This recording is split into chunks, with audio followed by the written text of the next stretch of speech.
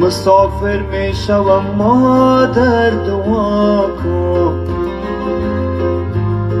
تو تنها می شوی صبر خدا کن. خدا داند بیایم پس نیایم، اگر مردم به حق من دعا کن.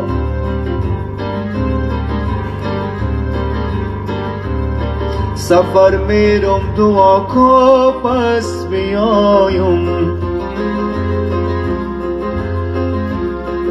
نمیدانم کجا باشد سزایم. ندارد اعتبار دنیای فانی، خدا داند بیایم پس نیایم. مسافر دار شده حالم بدتر شد،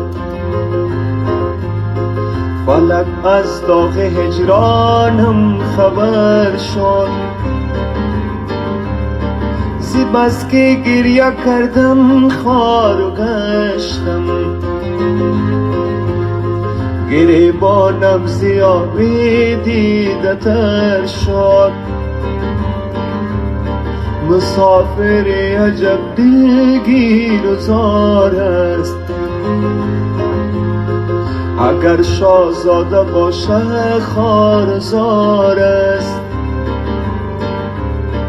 هزاران توشک خالی باشه، بزیر پایکش مانند خار است. مسافر می شوم مادر دعا کن،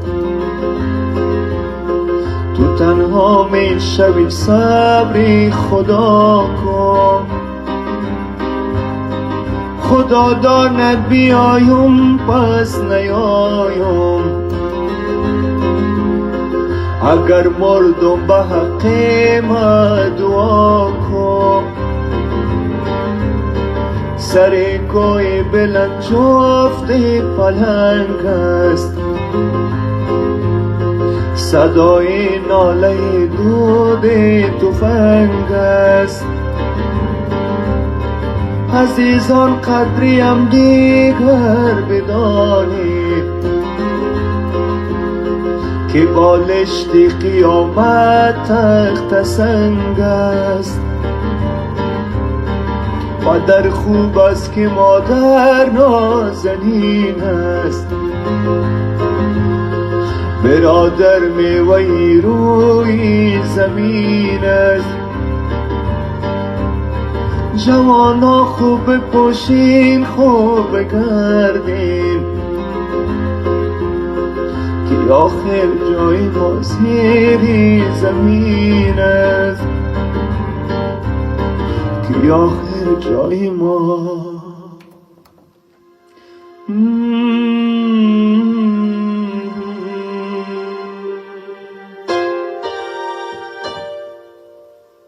فیصل از احمدی هستم. یه هنگ